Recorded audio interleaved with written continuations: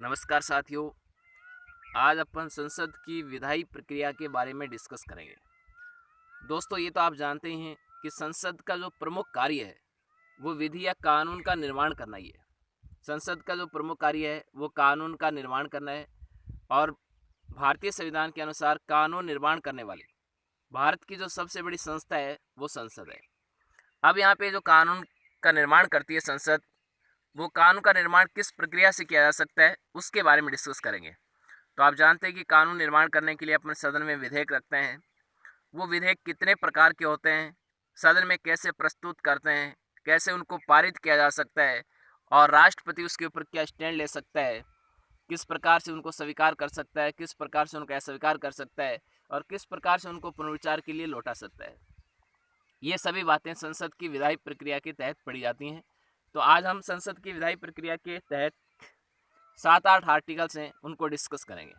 जैसे आर्टिकल 107 से लेकर के 111 तक रेगुलर आर्टिकल है, उसको डिस्कस करेंगे। आर्टिकल 117 को डिस्कस करेंगे। आर्टिकल 368 को संविधान संशोधन के बारे में डिस्कस करेंगे। तो आइए दोस्तों, आज के सेशन में आपका हार्दिक स्वागत है। और आज के सेशन का प्रथम क्वेश्चन है, साधारण विधेयक के प्रस्तुतिकरण तथा उसे पारित करने की प्रक्रिया का उल्लेख किस अनुच्छेद में वर्णित है। तो दोस्तों, यहाँ पे बात साधारण विधेयक की गई है। तो कोई भी साधारण विधेयक होता है। अब विधेयक कितने प्रकार के होते हैं उसी के बारे में अभी अपन डिस्कस करेंगे। साधारण विधेयक वो विधेयक होता है जिसमें सामान्य कार्यवाही से संबंधित प्रावधान होते हैं। तो उसको कैसे प्रस्तुत किया जाए और कैसे उसको सदन से पारित किया जाता है, इन बातों का जो उल्लेख है वो भारतीय संविधान के आर्टिकल 107 में है। तो आपके इस क्वेश्चन का जो राइट आंसर है वो अनुच्छेद 107 है। दोस्तों, यहाँ पे आर्टिकल 105 है, वो भी इम्पोर्टेंट है। आर्टिकल 105 में इस बात का उल्लेख किया गया है कि संसद के जो सदस्य होते हैं या संसद की जो समितियां होती हैं उनके सदस्य होते हैं, महान्यायवादी होता है, उनको कुछ विशेषाधिकार और कुछ उन्मुक्तियां प्राप्त हैं। जैसे उनको निःशुल्क आवास मिलता है, निःशुल्क चिकित्सा सुविधा उपलब्ध होती है, निःशुल्क टेलीफोन सुविधा उपलब्ध होती है और इसके साथ ही उनको आपराधिक कार्यवाही से भी उन्मुक्ति है। आप जानते हैं कि संसद के किसी भी सदस्य को सदन के अध्यक्ष या सभापति की अनुमति के बिना अरेस्ट नहीं किया जा सकता है यदि वो किसी भी प्रकार का कोई अपराध करते हैं, यानी कि उनको आपराधिक कार्यवाही से उन्मुक्ति है। और यदि 70 चल रहा है या 70 चलने वाला है तो 70 चलने के 40 दिन पहले और 40 दिन बाद तक उसको गिरफ्तार नहीं किया जा सकता है। ये उनको आपराधिक कार्यवाही से उन्मुक्ति प्राप्त है। तो संसद के सदस्यों या समितियों के सदस्यों या महान्यायवादी को जो विशेष अधिकार और जो विशेष उन्मुक्तियां प्राप्त है वो आर्टिकल 105 के तहत प्राप्त हैं। आर्टिकल 106 है, ये इनके वेतन भत्तों से संबंधित है। तो यहाँ से भी इंपॉर्टेंट क्वेश्चन बन सकता है कि संसद सदस्यों के वेतन भत्तों से संबंधित प्रावधान किस अनुच्छेद में वर्णित है, तब आपका आंसर आएगा आर्टिकल 106 में वर्णित है। दोस्तों, संसद के सदस्यों को जो वेतन भत्ते प्राप्त होते हैं वो भारत की संचित निधि से व्यय होते हैं, यानी कि इनका उल्लेख भारतीय संविधान की अनुसूची 2 में नहीं है। अर्थात अनुसूची 2 में नहीं है, इसका मतलब सदन इसके ऊपर बहस भी कर सकता है और मतदान भी कर सकता है। अनुच्छेद 108, इसमें संयुक्त अधिवेशन की बैठक का प्रावधान किया गया है। जब किसी विधेयक को लेकर के संसद के दोनों सदनों के मध्य गतिरोध उत्पन्न हो जाता है तो उस गतिरोध को खत्म करने के लिए या उस विधेयक को कानून का रूप देने के लिए राष्ट्रपति महोदय संयुक्त अधिवेशन की बैठक बुला सकता है। तो संयुक्त अधिवेशन की बैठक का उल्लेख अनुच्छेद 108 में है और संयुक्त अधिवेशन की बैठक बुलाने का अधिकार राष्ट्रपति को होता है और संयुक्त अधिवेशन की बैठक की अध्यक्षता लोकसभा का अध्यक्ष करता है। उसकी अनुपस्थिति में लोकसभा का उपाध्यक्ष करेगा और उसकी अनुपस्थिति में राज्यसभा का उपसभापति करता है। दोस्तों, ये ध्यान रखना है कि राज्यसभा का सभापति संयुक्त अधिवेशन की बैठक की अध्यक्षता नहीं कर सकता है, अर्थात उसका पीठासीन अधिकारी नहीं हो सकता है, क्योंकि वो सदन का सदस्य नहीं होता है। तो ये सभी बातें आपको आर्टिकल क्वेश्चन नंबर 1 से प्राप्त होती हैं। इससे नेक्स्ट क्वेश्चन आपका क्वेश्चन नंबर 2, संसद में विषय वस्तु के आधार पर प्रस्तुत विधेयकों को कितनी श्रेणियों में वर्गीकृत किया जा सकता है। तो दोस्तों, हम विधायी प्रक्रिया पढ़ रहे हैं, तो सबसे पहले तो हमें यही पता होना चाहिए कि पेश करने के आधार पर विधेयक कितने प्रकार के होते हैं, तब आपका आंसर आएगा 2 प्रकार के। पेश करने के आधार पर विधेयक 2 प्रकार के होते हैं, एक सरकारी विधेयक होता है और एक होता है गैर सरकारी विधेयक। दोस्तों, दोनों का ही नाम अलग अलग है, तो इसमें अंतर होना भी स्वाभाविक है। तो यहाँ पे सरकारी विधेयक उस विधेयक को कहा जाता है जब मंत्री परिषद का कोई सदस्य सदन में विधेयक रखता है तो उसको सरकारी विधेयक कहते हैं। और सरकारी विधेयक को सदन में रखने से पूर्व 7 दिन पूर्व में सूचना दी जाती है। सरकारी विधेयक होता है उसके पारित होने की संभावनाएं भी ज़्यादा रहती हैं, और सरकारी विधेयक अगर असफल हो जाता है सरकार को त्यागपत्र भी देना पड़ सकता है। इसी प्रकार आपका जो गैर सरकारी विधेयक होता है वो गैर सरकारी विधेयक मंत्री परिषद के अलावा जब कोई सामान्य सदस्य सदन में प्रस्तुत करता है तो उसको गैर सरकारी विधेयक कहते हैं। और गैर सरकारी विधेयक को सदन में रखने से पहले 30 दिन पूर्व में उसकी क्या दी जाती है, सूचना दी जाती है। गैर सरकारी विधेयक है उसके पारित होने की कम संभावनाएं होती हैं, और अगर वो असफल भी हो जाता है तो उसका सरकार के ऊपर कोई प्रभाव नहीं पड़ता है। इसके अलावा देखो, सरकारी विधेयक में सामान्यतः सरकार की नीतियों का वर्णन होता है। इसके अलावा आपका जो गैर सरकारी विधेयक होता है उसमें सामान्य नीतियों का वर्णन होता है। तो ये इसमें डिफरेंस है। तो पेश करने के आधार पर जो विधेयक होते हैं वो 2 प्रकार के हो सकते हैं, सरकारी और गैर सरकारी। सरकारी विधेयक उस विधेयक को कहा जाता है जो मंत्री परिषद के सदस्य के द्वारा प्रस्तुत किया जाता है, यानी उसका प्रस्तुतकर्ता कोई मंत्री है। और गैर सरकारी उसको कहते हैं जो एक सामान्य सदस्य रखता है, संसद का जो सामान्य सांसद होता है वो रखता है। तो पेश करने के आधार पर अगर विधेयक पूछा जाता तब आपका आंसर आता 2। लेकिन यहाँ पे क्वेश्चन पूछा है कि विषय वस्तु के आधार पर। तो दोस्तों, विषय वस्तु के आधार पर जो प्रस्तुत विधेयक हैं उसको हम 4 श्रेणियों में वर्गीकृत कर सकते हैं। वो 4 श्रेणियां कौन कौन सी हैं? साधारण विधेयक कौन कौन से होते हैं? साधारण विधेयक होता है, इसके अलावा धन विधेयक होता है, इसके अलावा वित्त विधेयक होता है, इसके अलावा संविधान संशोधन विधेयक होता है। तो पेश करने के आधार पर 2 प्रकार का और विषय वस्तु के आधार पर 4 प्रकार का।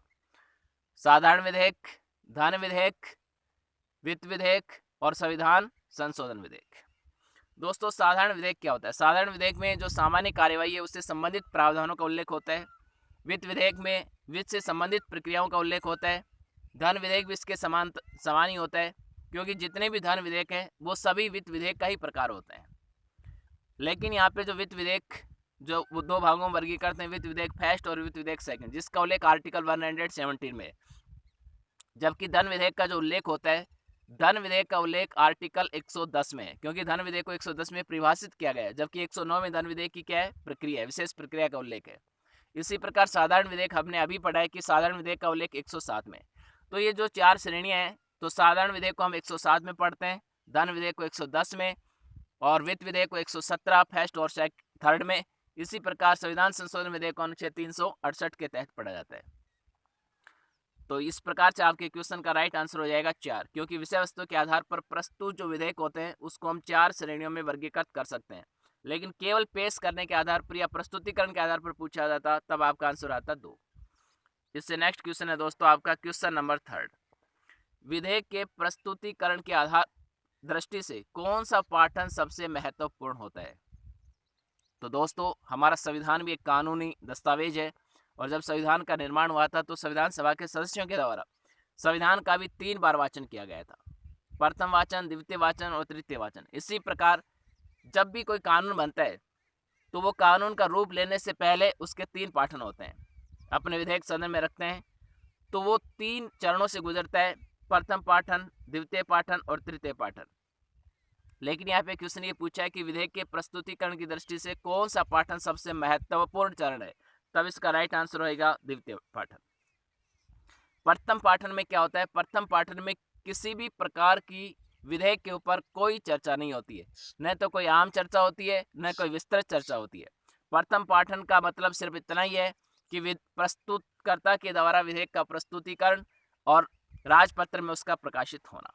कई बार विधेयक पहले ही राजपत्र में प्रकाशित हो जाता है तो सदन से उसकी अनुमति लेने की आवश्यकता नहीं होती है। तो विधेयक का प्रस्तुतिकरण और राजपत्र में प्रकाशित होना ही क्या कहलाता है? प्रथम पाठन।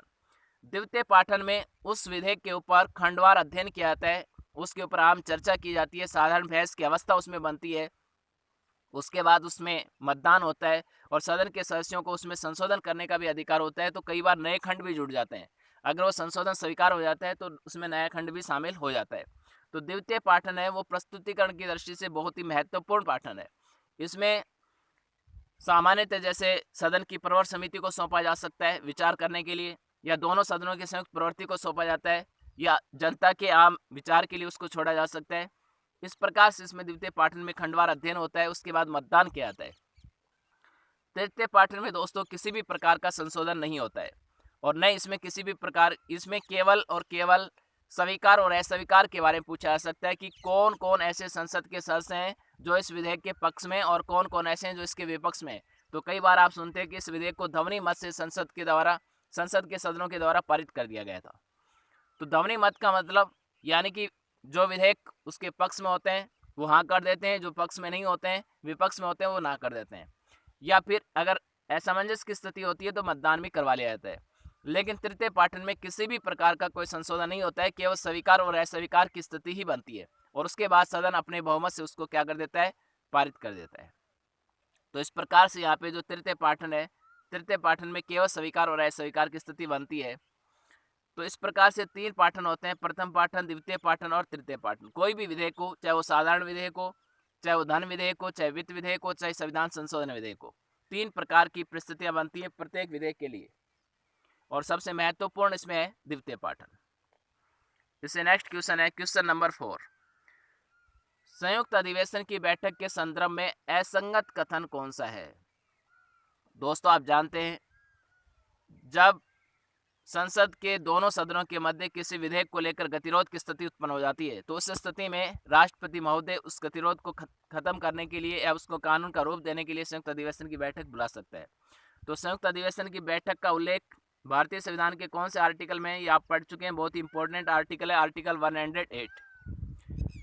तो देखो पहला ऑप्शन यहाँ पे, किसी विधेयक पर गतिरोध की स्थिति में संविधान द्वारा संयुक्त बैठक की एक असाधारण व्यवस्था की गई है। तो यहाँ पे गतिरोध से हम क्या समझें? गतिरोध से यहाँ पे आशय है 3 प्रकार से गतिरोध उत्पन्न हो सकता है।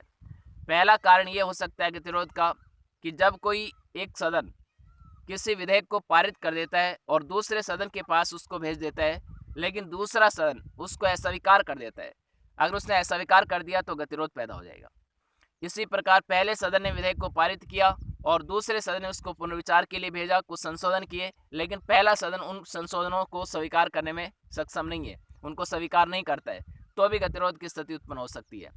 तीसरा गतिरोध यहाँ पे इस प्रकार से हो सकता है कि पहले सदन ने एक विधेयक पारित करके दूसरे सदन के पास भेजा, लेकिन दूसरे सदन ने उस पर 6 माह तक किसी भी प्रकार का कोई विचार नहीं किया, तो ये भी एक गतिरोध का कारण हो सकता है।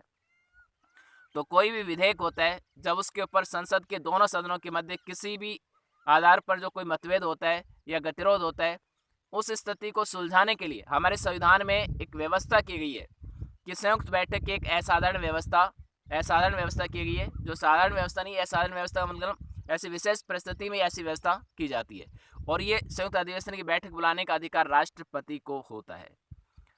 तो ये आपका संगत कथन है। सेकेंड है, संयुक्त बैठक की कार्यवाही लोकसभा के प्रक्रिया नियमों के अनुसार संचालित होती है। तो दोस्तों यहाँ पे भी इंपॉर्टेंट क्वेश्चन है कि संयुक्त बैठक की जो कार्यवाही का संचालन होता है वो किस अनुच्छेद, उसके लिए जो नियमावली तैयार होती है वो किस अनुच्छेद के तहत होती है, तब आपका आंसर आएगा आर्टिकल 118 के तहत। क्योंकि संयुक्त बैठक की जो कार्यवाही होती है वो लोकसभा के प्रक्रिया नियमों के अनुसार संचालित होती है और लोकसभा के प्रक्रिया नियमों की जो नियमावली होती है वो आर्टिकल 118 में क्या है, वर्णित है। तो ये भी आपका सही कथन है। संयुक्त बैठक का जो कोरम या गणपूर्ति होती है वो दोनों सदनों की कुल सदस्य संख्या का 1/3 भाग होती है। तो ये यहाँ पे आपका असंगत है। दोस्तों चाहे लोकसभा की बैठक हो, चाहे राज्यसभा की बैठक हो, चाहे विधानसभा की बैठक हो, चाहे विधान परिषद की बैठक हो, चाहे संसद के दोनों सदनों की संयुक्त बैठक हो, गणपूर्ति शब्द पूछा जाता है कि गणपूर्ति के लिए कुल सदस्य संख्या कितनी होनी चाहिए, तो सदन की कुल सदस्य संख्या का 1/10 भाग। तो यहाँ पे दोनों सदन है तो दोनों सदनों की कुल सदस्य संख्या का 1/10। तो दोनों सदनों की कुल सदस्य संख्या है जैसे 790, तो 790 का यहाँ पे 10 यानी कि 10वां हिस्सा है, यानी कि 80 सदस्य, लगभग 80 सदस्य हैं या 79 सदस्य हैं, वो सदस्य यहाँ पे होने चाहिए। तो इस प्रकार से यहाँ पे गणपूर्ति है वो 1/10 सदस्य या दोनों सदनों की कुल सदस्य संख्या के 10वां भाग है, उसको न्यूनतम सदस्य संख्या गणपूर्ति या कोरम की संख्या दी गई है। 1/3 किसके लिए होती है, समितियों के लिए होती है। तो ये यहाँ पे आपका क्या हो गया, असंगत हो गया और ये असंगत होने के कारण ये आपका आंसर बन जाता है सी। इससे नेक्स्ट है डी, धन विधेयक तथा संविधान संशोधन विधेयक संयुक्त बैठक का प्रावधान नहीं है। देखो, धन विधेयक के लिए और संविधान संशोधन विधेयक के लिए आप संयुक्त अधिवेशन की बैठक बुलाने का राष्ट्रपति को अधिकार नहीं है। इसके अलावा जो महाभियोग होता है, जो राष्ट्रपति को हटाने की प्रक्रिया है, उसके लिए भी राष्ट्रपति संयुक्त अधिवेशन की बैठक नहीं बुला सकता है। और इसी प्रकार आर्टिकल 31C अनुच्छेद 31C जो है, उसके तहत जो विधेयक पारित होता है, उससे संबंधित किसी भी प्रकार का कोई विधेयक है, तो उसके लिए भी आप संयुक्त अधिवेशन की बैठक नहीं बुला सकते हैं। क्योंकि आर्टिकल 31 क्लोज जो सी है, इसमें प्रावधान ये है कि अनुच्छेद 39B और 39 जो सी है, उसको प्राथमिकता दी गई है। अनुच्छेद 39B और सी में नीति निर्देशक सिद्धांत हैं, उनको मौलिक अधिकारों पर प्राथमिकता दी गई है। और इससे संबंधित अगर किसी भी प्रकार का कोई विधेयक सदन में प्रस्तुत किया जाता है, तो उसके लिए आप संयुक्त, उसमें अगर कोई गतिरोध उत्पन्न हो जाता है, तो उसके लिए आप संयुक्त अधिवेशन की बैठक नहीं बुला सकते हैं। तो दोस्तों, आपके इस क्वेश्चन का जो राइट आंसर है वो सी है, क्योंकि गणपूर्ति 1/3 नहीं 1/10 होती है। इससे नेक्स्ट क्वेश्चन है क्वेश्चन नंबर 5। निम्नलिखित में से कौन सा ऐसा विधेयक है जो संयुक्त बैठक के द्वारा पारित किया गया था? तो दोस्तों, संसदीय इतिहास में अब तक 1950 से लेकर के और अब तक 3 बार संयुक्त अधिवेशन की बैठक बुलाई गई है। तो यहाँ पे डिजिट से भी क्वेश्चन पूछा जा सकता है कि संसदीय इतिहास में अब तक कितनी बार संयुक्त अधिवेशन की बैठक का आयोजन हुआ है? 3 बार। 3 बार कब कब हुआ है? दहेज, कौन कौन से विधेयक के लिए? दहेज प्रतिषेध विधेयक के लिए, बैंकिंग सेवा आयोग विधेयक के लिए और आतंकवाद निवारण विधेयक के लिए। और ये तीनों ही विधेयक संयुक्त अधिवेशन की बैठक के माध्यम से पारित किए गए थे। 1960 में विधेयक आया, इसके ऊपर संसद के दोनों सदनों में मतभेद था और 1961 में यह संयुक्त बैठक के माध्यम से पारित कर दिया गया। स्वतंत्र में विधेयक आया, मतभेद था और 78 में इसको पारित कर दिया गया। 2000 में विधेयक आया, 2002 में इसको क्या कर दिया? पारित कर दिया। अब यहाँ पे इम्पोर्टेंट सवाल ये बनता है कि दहेज प्रतिषेध जो विधेयक है, इसके लिए जो संयुक्त अधिवेशन की जो बैठक है, इसकी अध्यक्षता किसने की थी? उस समय लोकसभा के अध्यक्ष कौन थे? तब आपका आंसर आएगा एम अनंत श्यानम अयंगर। तब आपका आंसर क्या आएगा? एम अनंत श्यानम अयंगर। और किसके द्वारा यह बैठक बुलाई गई थी? तो उस समय तत्कालीन राष्ट्रपति कौन थे? डॉक्टर राजेंद्र प्रसाद थे। इसी प्रकार देखो, बैंकिंग सेवा आयोग विधेयक, बैंकिंग सेवा आयोग विधेयक है, ये 1977, इसके ऊपर स्वतंत्र में मतभेद था और 78 में क्या हुआ था? पारित हुआ था। तो ये इस समय इसकी अध्यक्षता किसने की थी? के.एस. हेगड़े ने। उस समय लोकसभा के अध्यक्ष कौन थे? के.एस. हेगड़े थे।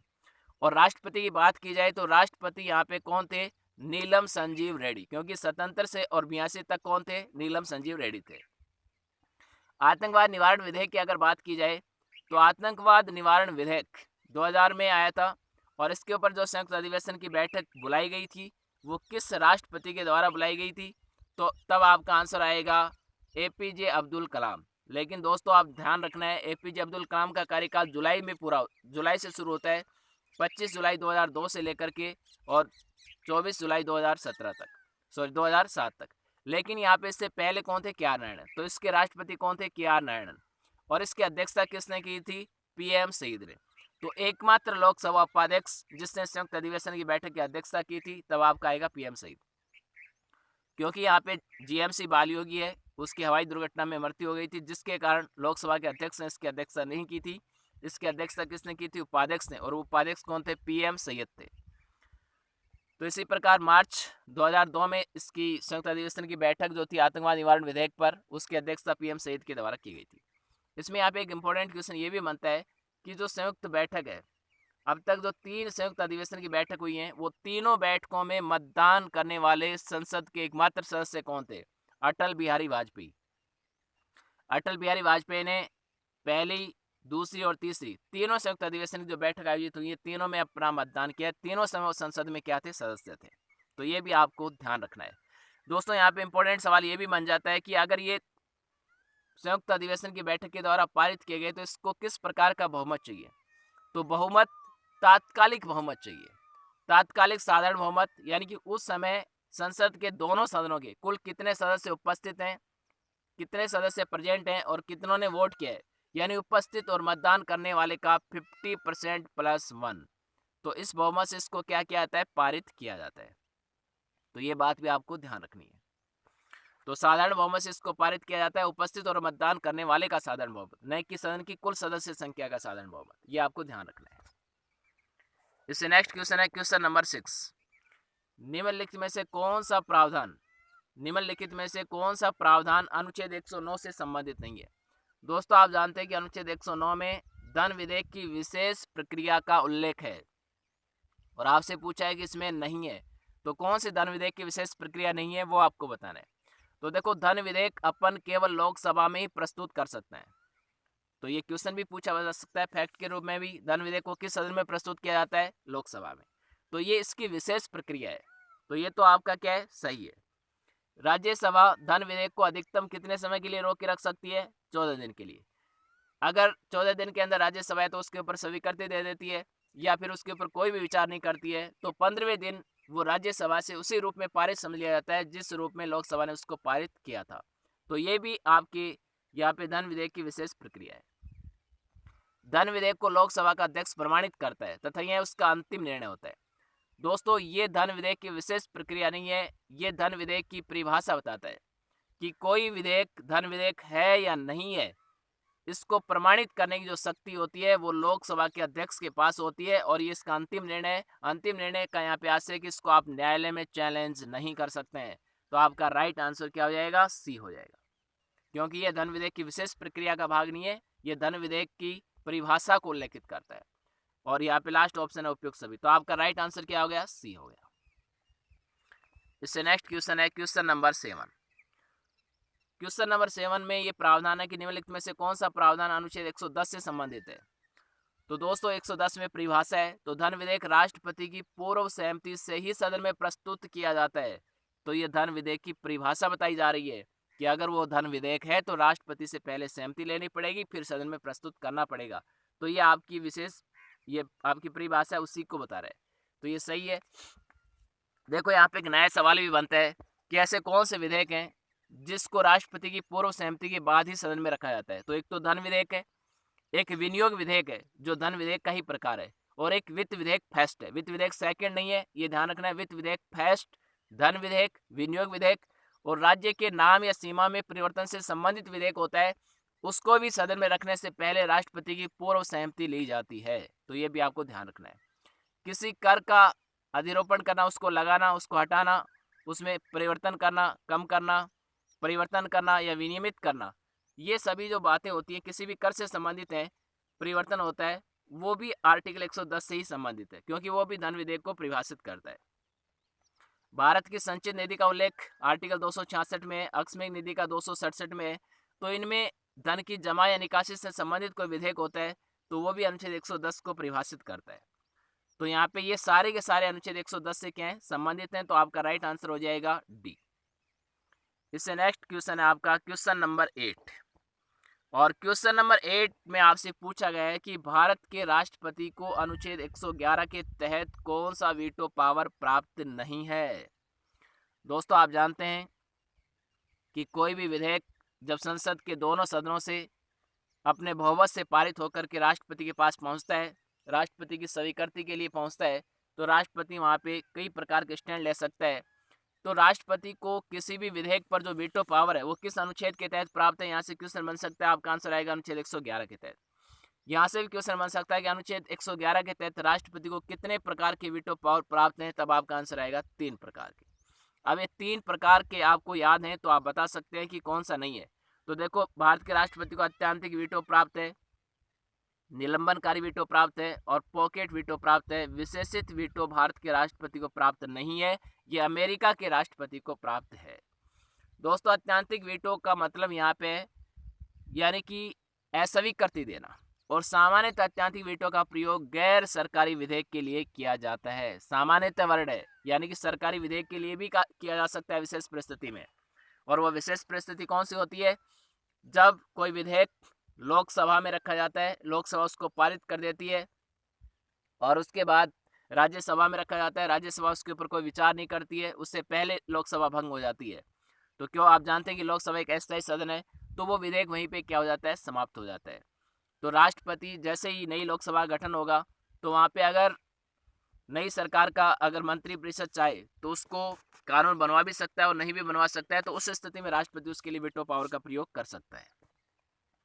तो अब तक अत्यंतिक वीटो का 2 बार प्रयोग हुआ है, 1954 में डॉक्टर राजेंद्र प्रसाद के द्वारा पिप्सू विधेयक पर इसका प्रयोग किया गया था। 1991 में संसद सदस्यों के वेतन भत्तों में वृद्धि से संबंधित राष्ट्रपति किया आर वेंकटरमन ने इसके ऊपर प्रयोग किया था।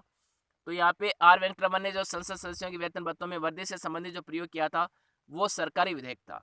और 1954 में जो पिप्सू विधेयक पर डॉक्टर राजेंद्र प्रसाद ने प्रयोग किया था वो यहाँ पे गैर सरकारी विधेयक था। निलंबनकारी वेटो का मतलब होता है कि कोई भी विधेयक है उसको राष्ट्रपति एक बार पुनर्विचार के लिए लौटा सकता है, और अगर सदन उसको संशोधन या बिना संशोधन के साथ वापस पारित करके भेजते हैं राष्ट्रपति महोदय के पास, तो राष्ट्रपति को उस पर स्वीकृति देना क्या हो जाता है, अनिवार्य हो जाता है। लेकिन दोस्तों ये आपको ध्यान रखना है कि राष्ट्रपति धन विधेयक तथा संविधान संशोधन विधेयक को पुनः विचार के लिए नहीं लौटा सकता है, यानी कि उसके लिए निलंबनकारी वेटो का प्रयोग नहीं कर सकता है। तो राष्ट्रपति कौन से विधेयक के लिए निलंबनकारी वेटो का प्रयोग नहीं कर सकता है, धन विधेयक और संविधान संशोधन विधेयक के लिए। विशेषित वेटो का मतलब यही होता है कि राष्ट्रपति जो होता है वो संसद के पास उस विधेयक को कितनी भी बार वापस लौटा सकता है, और संसद जब उसको एक बार लौटाता है और उसको जब पारित करके संसद वापस भेज देती है, यानी उसको संसद को उसमें संशोधन करना आवश्यक है, और यदि संसद उसमें संशोधन कर देती है तो राष्ट्रपति को उस पर स्वीकृति देने के लिए क्या होता है, बाध्य होना पड़ता है। ये अमेरिका के राष्ट्रपति को, भारत के राष्ट्रपति को नहीं है। पॉकेट वीटो, पॉकेट वीटो का मतलब राष्ट्रपति किसी विधेयक को न तो स्वीकृति देता है और नहीं स्वीकृति देने से इनकार करता है। स्वीकृति भी नहीं देता है और स्वीकृति देने से इनकार भी नहीं करता है, वो उसको अपने पास सुरक्षित रख लेता है। और ये इस बात का फायदा उठाता है राष्ट्रपति, क्योंकि हमारे संविधान में कहीं पे भी ये उल्लेखित नहीं है कि राष्ट्रपति कितने दिन में किसी विधेयक के ऊपर विचार करेगा। लेकिन अमेरिका के संविधान में व्यवस्था है कि राष्ट्रपति को 10 दिन के अंदर अंदर विधेयक के ऊपर अपना स्वीकृति या अस्वीकृति देना क्या होता है, अनिवार्य होता है। अपने यहाँ पे किसी भी प्रकार का ऐसा कोई उल्लेख नहीं है, राष्ट्रपति चाहे तो उसको आजीवन रख सकता है। तो यानी कि ये पॉकेट वीटो है, इसका प्रयोग डॉक्टर ज्ञानी जैल सिंह ने 1996 में डाक संशोधन विधेयक पर इसका प्रयोग किया था। तो हमारे संविधान में यानी कि अवधि का निर्धारण नहीं है, राष्ट्रपति किसी विधेयक पर कितने समय में कोई स्टैंड ले। तो यहाँ पे स्टैंड जो लेता है वो अमेरिका राष्ट्रपति को 10 दिन के अंदर अंदर लेना पड़ता है, या तो उसको स्वीकार करेगा या अस्वीकार करेगा या पुनर्विचार के लिए लौटाएगा। इससे नेक्स्ट क्वेश्चन है आपका क्वेश्चन नंबर 9। क्वेश्चन नंबर 9 में कि वित्त विधेयक फर्स्ट तथा वित्त विधेयक सेकंड में कौन सा प्रावधान समान है। तो दोस्तों वित्त विधेयक फर्स्ट का उल्लेख आर्टिकल 117 क्लोज फर्स्ट में है, वित्त विधेयक सेकंड का उल्लेख आर्टिकल 117 क्लोज थर्ड में है। अब इसमें आपसे समान प्रावधान पूछा है, तो देखो राष्ट्रपति की पूर्व सहमति के पश्चात ही सदन में प्रस्तुत किया जाता है, ये बिल्कुल सही है। लोकसभा सदन में ही प्रस्तुत किया जाता है। तो ये दोनों जो व्यवस्था ही है ये वित्त विधेयक फर्स्ट के लिए लागू होते हैं, वित्त विधेयक सेकंड के लिए लागू नहीं है, और ये धन विधेयक से समानता रखता है। तो क्वेश्चन पूछा जाता है कि धन विधेयक से कौन सा वित्त विधेयक समानता रखता है, तो वित्त विधेयक फर्स्ट रखता है, क्योंकि धन विधेयक को भी राष्ट्रपति की पूर्व सहमति के बाद ही सदन में रखा जाता है और लोकसभा में ही रखा जाता है। तो वित्त विधेयक फर्स्ट के लिए भी दोनों कंडीशन लागू होती हैं। देखो वित्त विधेयक फर्स्ट और वित्त विधेयक सेकंड में अगर किसी भी प्रकार का कोई मतभेद हो जाता है तो उस दोनों को संयुक्त बैठक के लिए बुलाया जा सकता है, ये इनमें समानता है। तो आपका राइट आंसर हो जाएगा सी, जबकि धन विधेयक को आप संयुक्त अधिवेशन की बैठक के लिए नहीं बुला सकते हैं। चौथा यहाँ पे राष्ट्रपति की अनुशंसा या सिफारिश के बिना संसद का कोई सा भी सदन इसे पारित नहीं कर सकता है। दोस्तों वित्त विधेयक सेकंड की ये विशेषता है, अगर उसमें वित्त विधेयक सेकंड प्रकार का कोई भी विधेयक सदन में रखा जाता है और राष्ट्रपति जब तक सिफारिश नहीं करेगा जब तक न तो लोकसभा और न ही राज्यसभा उसको पारित करने का अधिकार रखती है। तो राष्ट्रपति की अनुशंसा या सिफारिश के बिना संसद का कोई सा भी सदन इसे पारित नहीं कर सकता है। ये किस विधेयक की विशेषता है, तो वित्त विधेयक सेकंड की क्या है, विशेषता है। तो ये भी आपको ध्यान रखना है। तो आपका राइट आंसर हो गया सी। इससे नेक्स्ट क्वेश्चन है क्वेश्चन नंबर 10। राष्ट्रपति के निर्वाचक मंडल में संशोधन कौन से बहुमत के आधार पर होता है। तो दोस्तों आप जानते हैं कि हमारे संविधान में जो संशोधन की प्रक्रिया है उसका उल्लेख भारतीय संविधान के भाग 20 में, और भाग 20 में अनुच्छेद 368 के तहत संविधान संशोधन की प्रक्रिया का उल्लेख किया गया है। संविधान में सामान्यतः 3 प्रकार से संशोधन हो सकता है। साधारण बहुमत से हो सकता है, विशेष बहुमत से हो सकता है, और इसी प्रकार संसद का विशेष बहुमत और आदि राज्यों के विधानमंडल से भी पारित हो सकता है। तो यहाँ पे निर्वाचक मंडल में संशोधन होता है वो संसद के विशेष बहुमत और आदि राज्यों के विधानमंडल से होता है, क्योंकि आप जानते हैं कि राष्ट्रपति के निर्वाचक मंडल में राज्य भी की विधानसभा के सदस्य भाग लेते हैं और संसद के निर्वाचित सदस्य भी भाग लेते हैं। तो विशेष बहुमत और आदि राज्यों के विधानमंडल से। जबकि संसद और विधानमंडल के सदस्य होते हैं उसमें साधारण बहुमत से संशोधन हो जाता है, तो उसमें संशोधन करने की जरूरत नहीं है। तो यहाँ पे यानी कि संविधान संशोधन की जो प्रक्रिया है उसके तहत दो ही प्रकार का संशोधन होता है, विशेष बहुमत और विशेष बहुमत के साथ आधे राज्यों के विधानमंडल से पारित। और इसमें संविधान संशोधन की प्रक्रिया को हम अलग से डिटेल में पढ़ेंगे। तो इस प्रकार से इसका जो राइट आंसर है वो सी है।